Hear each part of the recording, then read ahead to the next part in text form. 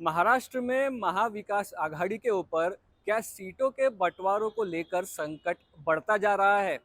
News reports अगर आप देखें तो पहले से ये बात की जानकारी थी कि सांगली और भिवंडी इन दोनों सीटों को लेकर कांग्रेस, शिवसेना, एनसीपी, शरद पवार इनके बीच में एक तरह से मिसअंडरस्टैंडिंग थी। पहले शिवसेना यूबीटी ने चंद्रहार पाटिल को सांगली से सीट दे दी। उसके बाद अब शरद पवार ने भी अपना कैंडिडेट भिवंडी सीट से अनाउंस कर दिया है। इन दोनों ही सीटों पे कांग्रेस एक तरह से डिमांड कर रही थी। उनका ये कहना था कि ये सीटें ना दिए जाने से महाराष्ट्र में और भी सीटों पर परिणाम हो सकता है, क्योंकि कांग्रेस विशाल पाटिल को सांगली से सीट देना चाह रही थी, जो कि वसंतदादा पाटिल पूर्व मुख्यमंत्री रहे महाराष्ट्र के, उनके पोते हैं। तो पश्चिम महाराष्ट्र की वोटिंग पर इसका असर दिख सकता है। वहीं पर भिवंडी में कांग्रेस के कार्यकर्ताओं ने जब एनसीपी का कैंडिडेट अनाउंस हो गया है तो बागी तेवर दिखाना शुरू कर दिए हैं। यानी कि कांग्रेस के लिए एक तरह से पूरी तरह से बैकफुट पर महाराष्ट्र में आने का जो स्थिति है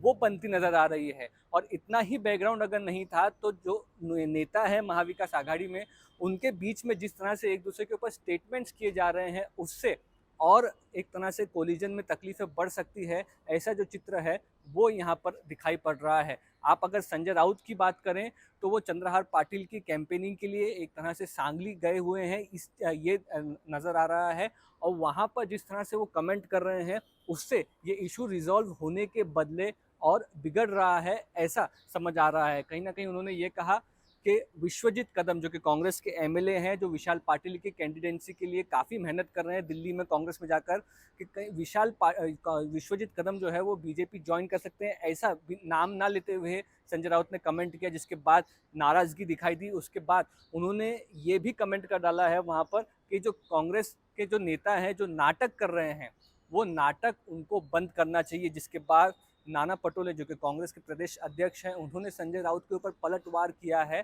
कि इस तरह का एक तरह से जो स्टेटमेंट्स है वो छोटे मोटे कार्यकर्ता पार्टी के करते हैं, संजय राउत को कमेंट करते वक्त किसी तरह की मर्यादा रखनी चाहिए। यानी कि संजय राउत सांगली गए हुए हैं, ऐसा लग रहा था कि जो सिचुएशन है वो सॉल्व की जाएगी, लेकिन एक तरह से आप देखें तो पिछले 2 दिनों में जो सिचुएशन है वो और बिगड़ती नज़र आ रही है। मीडिया में ये भी रिपोर्ट्स चली कि शरद पवार ने ऑफ कैमरा प्रेस से बात करते हुए ये कहा कि जिस तरह से सांगली की सीट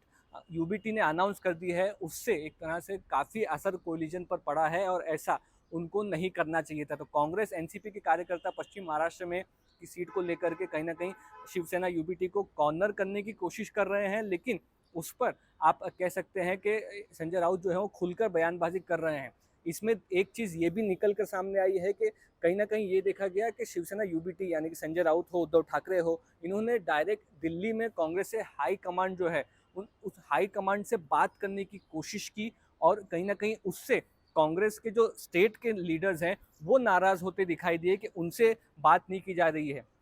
अब फ्रेंडली फाइट का मुद्दा सामने आता है, यानी कि सांगली और भिवंडी की सीटों पर फ्रेंडली फाइट जो है वो कांग्रेस करना चाहती है। यानी कि शिवसेना यूबीटी के वहाँ पर कैंडिडेट है, भिवंडी में एनसीपी एसपी के कैंडिडेट है, उसके बावजूद भी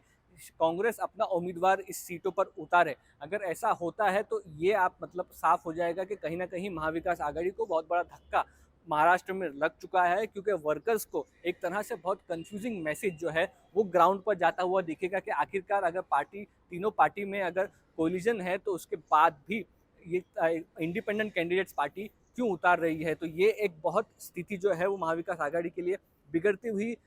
सांगली और भिवंडी की सीट पर नजर आ रही है। संजय राउत हो या फिर नाना पटेल हो, वो दोनों यही बात कह रहे हैं कि कांग्रेस हाई कमांड जो है एआईसीसी दिल्ली में दोनों सीटों पर जल्द से जल्द अपना फैसला करेगी। सूत्रों की माने तो कहीं ना कहीं जो फ्रेंडली फाइट का प्रपोजल है वो तो पहले ही कांग्रेस के दिल्ली के नेताओं ने नकार दिया है। उनका कहना है अगर ऐसा होगा तो कोलिजन जो है महाराष्ट्र में एमवीए का, उसको बहुत बड़ा धक्का लगेगा और इसका जो परिणाम है वो पूरे नेशनल लेवल पॉलिटिक्स पर कांग्रेस को भुगतना पड़ेगा।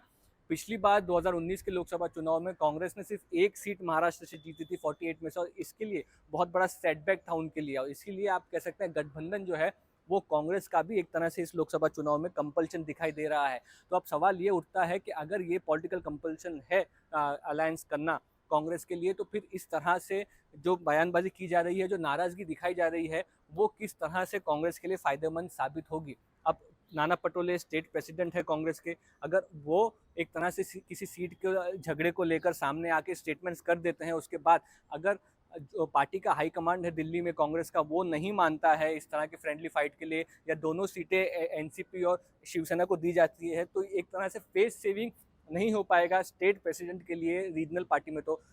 कभी भी आप कह सकते हैं पॉलिटिक्स में भी एक स्टैंड रखने से पहले ये सोचना चाहिए कि अगर वो चीज़ वर्कआउट नहीं हुई तो आपका इंप्रेशन कैसा पड़ेगा। अगर स्टेट प्रेसिडेंट की बात सुनी नहीं जा रही है आला कमान द्वारा, तो कार्यकर्ताओं के मन में क्या भावना रहेगी। तो एक तरह से कैश 22 सिचुएशन जो है वो एआईसीसी के लिए महाराष्ट्र में निर्माण होता दिख रहा है, जहां पर शिवसेना यूबीटी अपनी बात पर अटल है, शरद पवार एनसीपी अपनी बात पर अटल है, और कांग्रेस के जो महाराष्ट्र के नेता है वो अपनी बात से पीछे हटने को तैयार नहीं है। तो सवाल सिर्फ 2 सीटों का था, लेकिन अब ऐसा लग रहा है कि परिणाम जो है वो पूरी 48 सीट्स पर होता हुआ दिखेगा। सीटों का झगड़ा महायुति में भी है, शिवसेना बीजेपी में, एनसीपी अजित पवार में भी है, लेकिन इस तरह से नेताओं के एक दूसरे के ऊपर बात करने की जो सिचुएशन है वो सामने नहीं दिख रही, स्थिति नहीं दिख रही, बल्कि जो लोग विरोध कर रहे हैं कार्यकर्ता और छोटे मोटे लीडर्स, उनको बुलाकर समझाने की जो स्थिति है वो महायुति में दिख रही है। वहीं पर कांग्रेस की और महाविकास आघाड़ी की इन 2 सीटों को लेकर के जो बातचीत है, एक तरह से अगर आप देखें जो पिछले 2 दिनों में स्टेटमेंट्स हुए हैं, उससे यही नज़र आ रहा है कि महाविकास आघाड़ी की जो स्थिति है वो आगे आने वाले दिनों में और बिगड़ सकती है। और इसका क्या परिणाम होगा, क्या महायुति को इसका एडवांटेज मिलेगा 2019 के लोकसभा चुनाव 2024 के लोकसभा चुनाव में, ये देखना दिलचस्प रहेगा।